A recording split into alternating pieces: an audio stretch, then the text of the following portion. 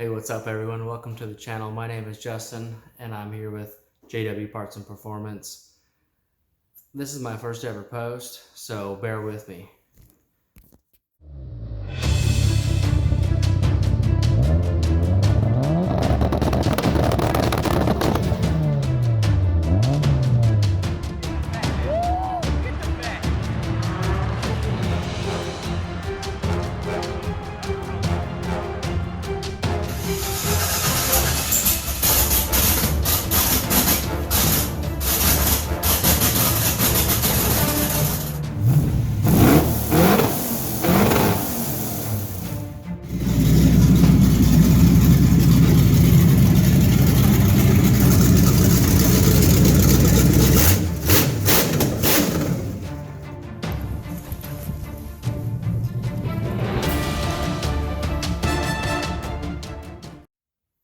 I noticed some slop on my first ever recording and that doesn't fly on this channel.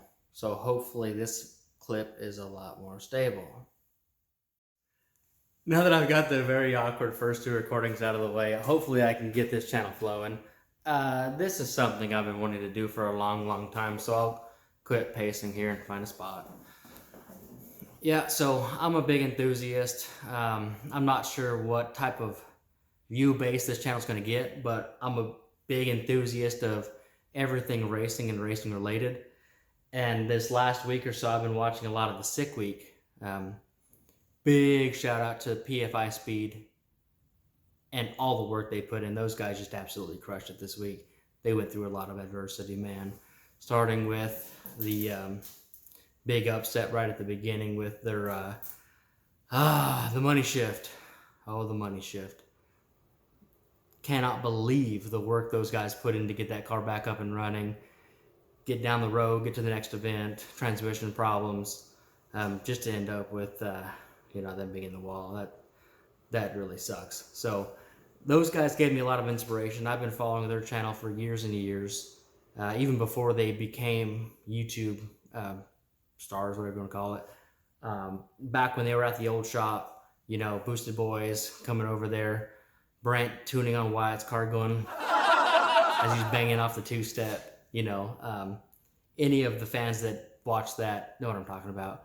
So today I decided to go ahead and go out on a limb, see if I can get my own channel up and running and see what we can make of it. So what I am working on today is this old bird here. It's a 1970, what is this one? 1970 Nova base model. It came with an inline six. It has since been swapped out, and we are in the process of getting this sucker boosted out. So stick around. What we are going to be doing today specifically is swapping the pan out, and while I had the pan dropped for the new pan that has the 12-AN welded fitting up, I wanted to go ahead and pull one of the main caps and see what the main number 3 with the integrated thrust bearing looked like. And while we're under there, bar the engine over and take a good look at all the cylinders, at least the region of the ring travel and the piston travel that we can see from the underside, just to make sure we don't have any early scuff events or make sure there's no obvious distress with this guy. So what you can already see is that we've already pulled number 3 main cap out of there, and what we will do is go ahead and take a look at that. Yep, so here we've got number 3 main cap pulled out. I was going to jump right into it, but figured I'd give a little bit of background on our setup first. So what we've got here is obviously an LS. This is a Gen 3 LM7 out of 2001 Chevy Silverado. When I picked the engine up, it was completely disassembled. I bought it in about 3 or 4 crates. It was an old fleet truck, an engine a guy pulled out. He was going to put it in his Monte Carlo, but his plans changed, so he just decided to box it up and sell it. So I picked it up, pulled it apart, made sure everything looked good. The bores were pretty fine, pistons were fine, but I did end up finding a 4th gen rotating assembly online on Facebook Marketplace. So went and picked that up from the guy. Everything looked absolutely great, so went ahead, cleaned up the ring grooves, made sure all the ring gaps were correct. It still even got the factory rings. I think they've got 150, 200,000 miles on them, something like that. Gapped them out a little bit, made sure they were good for boost, and basically slapped it together. When I put it back together, I made sure to put the real high quality Johnson. I went with Johnson linked lifters. I didn't really trust the factory plastic lifter holders these engines come with. They're pretty susceptible to failing at a higher RPM, and this sucker's going to live a lot of its life up in the RPM range. So went ahead and swapped those out with the Johnson linked lifters. It's got a BTR twin turbo stage 2 cam in it, so a pretty healthy cam. I'm as you guys will see later in the series here, going with the 78-75 single, so not an optimal cam grind for what I'm actually ending up going with here, but it'll work quite well for what I'm doing with the car. It's obviously nothing too fancy. It's just going to be a fun little street trip car. So that's what I went for the top end assembly. It's got, as we work our way down, 706 heads. I went with the 706s for the higher compression ratio. I know the 243s and all that flow a touch better, but the combustion chamber volume with these 706s, you get more compression out of them. So pretty easy bang for the buck, and they came with it, so couldn't beat it. ARP head studs from there, the LS9 head gaskets, and then like I said, when you get down to the rotating assembly, it's got the Gen 4, which is the flat top, larger connecting rod. Specifically, the benefit is that they're larger so they can handle more power, and they are floating. So that just means when the piston and rod assemblies go together, there's circlips in the piston that allow the pin, the piston, and the connecting rod to float independent of one another. That is better because you get more lubricity in the joint. It's a squeeze film joint, but just in general, less distress. The parts wear easier, and you get a little bit more longevity out of them. Last but not least, tri-metal rod and extra clearance main bearings. So with all that said, we'll go ahead and jump into the main bearing evaluation. All right, now on to the main bearing inspection. So what we're looking at here is main cap number 3. I decided to pull main cap number 3 because it has the integrated thrust bearing. I wanted to go ahead and look at the thrust bearing performance since I am running a T56 in this car with twin disc clutch. Wanted to make sure everything's wearing in properly and make sure there was no distress anywhere. So what I typically start with when I pull engines apart, specifically power cylinder components, that's kind of my specialty, is looking at the interface. So first of all, I'll look to make sure there's no nicks or dings anywhere or scratches. Here in this case, you can see there is some oil coking. You can call it coking or just some varnishing, some discoloration from oil in the joint, which is okay as long as you don't have disruption of that surface finish. That means we don't have any fretting, which is a good sign. Next, I'll look at the end caps, and before I go much further, I'm sure this is a pretty well-known aspect of these LS engines, but one of the reasons these things can hold so much power and they're so well respected is because of their 6-bolt main cap design. Typically, on a small block Chevy, like, up to, until the LT1s came out, you either have your 2 bolts or your 4 bolts. And that just means you have either a 2-bolt main or a 4-bolt main. LS engines, all LS engines starting with, the Generation 3 have 6-bolt. Means they're also splayed. So on the ends, you get 1, 2 more. That helps with overall rigidity and keeps this main cap in place for each of the 5 mains and just makes the overall system more rigid and more robust. Therefore, more power. What I typically look for, aside from the general joint interfaces, making sure obviously there was no assembly debris or anything like that, is the general condition of the bearings. So my first impression on this is, as I mentioned earlier briefly, this is a tri-metal bearing, which means it typically has up to 2 or 3 overlays before you get to your base material. Lots of bearings can have different types of overlays and base materials, but a bimetal is typically an aluminum base and a tri-metal is typically a copper based.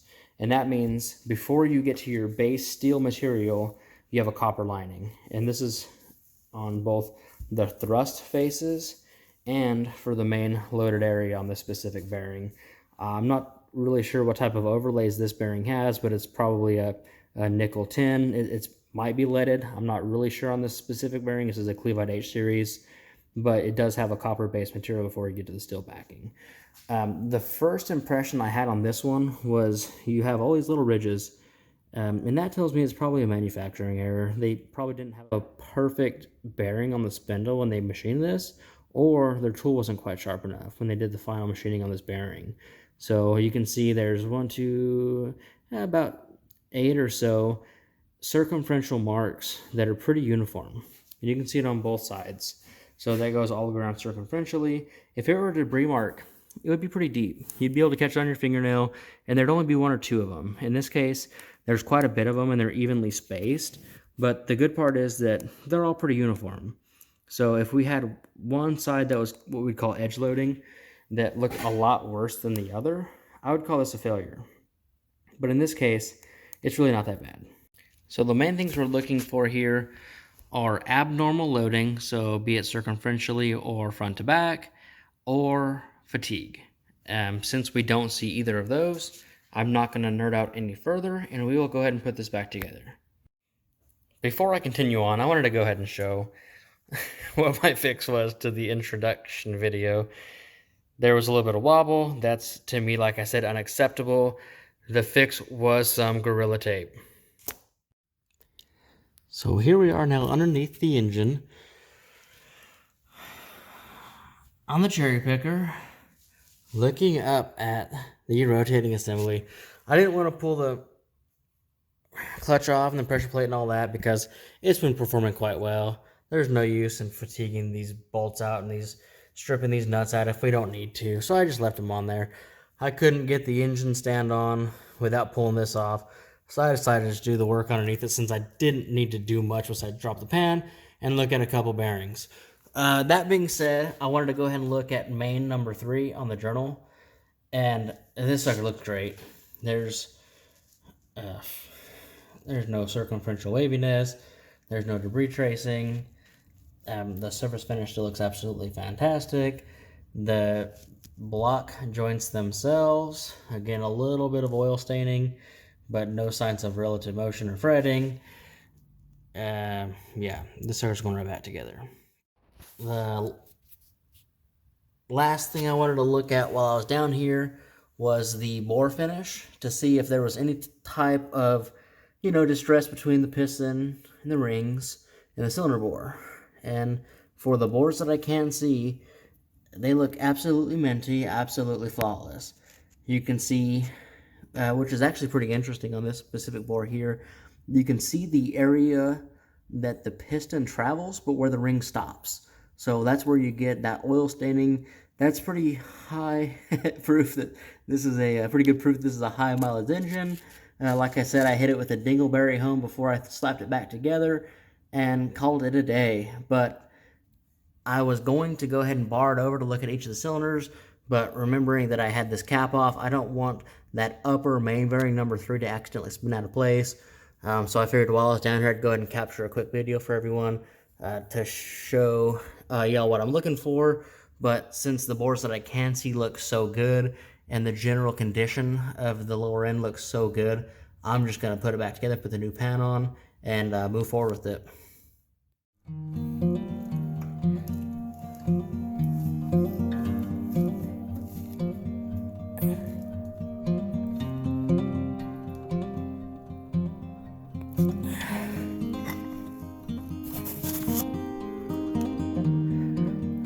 Not the most ideal setup, but it'll work.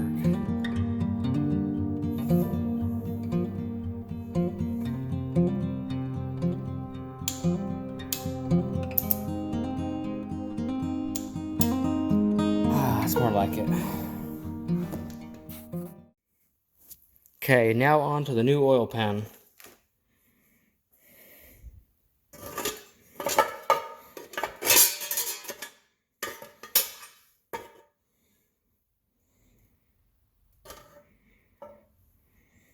No, just kidding. That's how it felt the first time around, though. Like, Jesus, I'm a stupid idiot.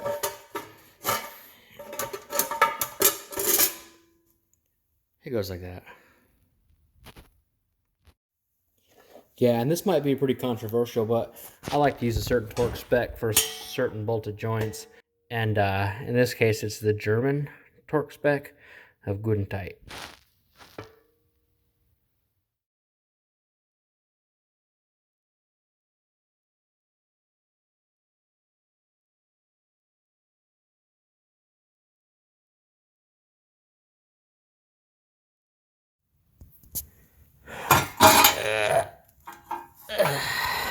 Yeah, there we go. I made the right decision keeping the clutch on for sure. Nah, yeah, for sure. I was getting ready to bolt the freshly welded up new oil pan on. One of the main reasons I went with this pan instead of just welding up a bung after cleaning up that pan is the depth of the pan. As you can tell, it's quite different. Underneath the car on my Nova, it's an LS Swap Nova, of course. That Hummer pan is a H2 pan from I think an LQ9. It just hung too low, as you can see right in here. It worked for the meantime, but now that I'm getting serious with it, I'm going to be going pretty fast, hitting bumps in the road, yada, yada, yada. It just wasn't going to work. So got it pulled off, got this one all buttoned up, got it welded up, was getting this guy on here when I saw some pretty nasty quality issues with where the O-ring interface is between the suction tube itself and where it fits into the block. So hopefully this will focus decent enough that you can see that, but as this part was being stamped out, they had some pretty nasty shearing there. You can see there's already a crack that's been initiated from the process itself before even putting the part into use. So there's just absolutely no way that I could use that with any sense of security that it would last. Here's the one that I pulled off, for example, OEM part. Here's the O-ring. You pull this off and there's a perfect surface underneath there. So again, no way I could use that. Pretty frustrating. I'm not going to put the people I bought it from on blast. I'm going to get a hold of them first, see if they'll make it right. If not, I'll put in the comments or something who to watch out for and who not to buy this specific oil pan kit from. Age old saying, you get what you pay for. It looks like it got me again, but not going to be too down on it. Just going to see if they'll work with me, send me a new one, call it a day, ask them to fix their quality issues, and we'll take it from there. Well, with that, I think I'm probably going to go ahead and call it a night. It's getting pretty late here in central Indiana, so I'll get a hold of that company tomorrow. Hopefully they can get me a new suction tube out here in the next few days. We'll get this sucker buttoned up and then hopefully be on the way with our new turbo kit. We've got some pretty cool stuff coming with that, so you guys stick around and watch the progress. It's going to be a bad unit. It's a T56 6-speed. I didn't mention that. You don't see a whole lot of these old cars with turbo powertrain with a T56 6er on the street, so I think it'll be a lot of fun.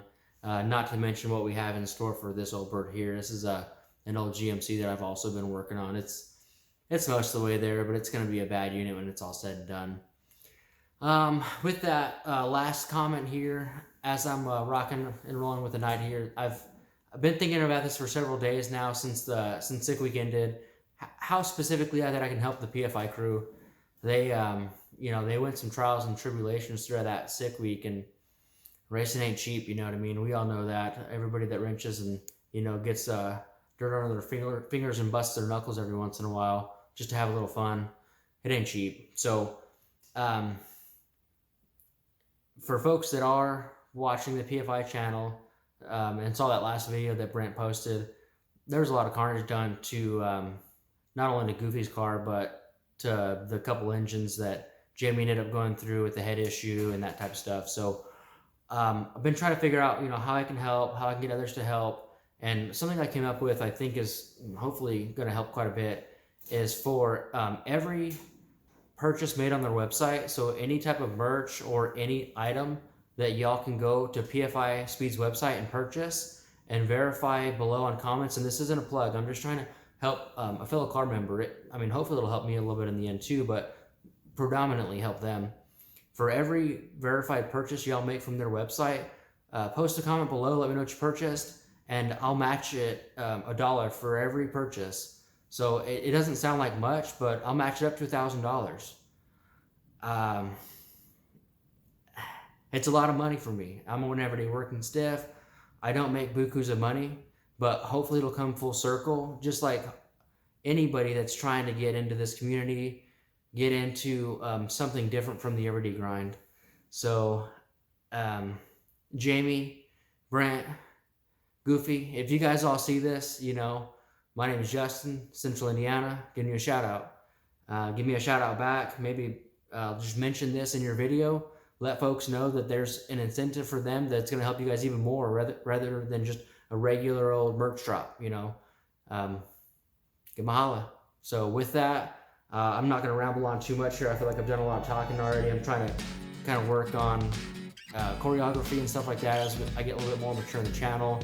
But with that, everybody keep wrenching, have fun, keep it real.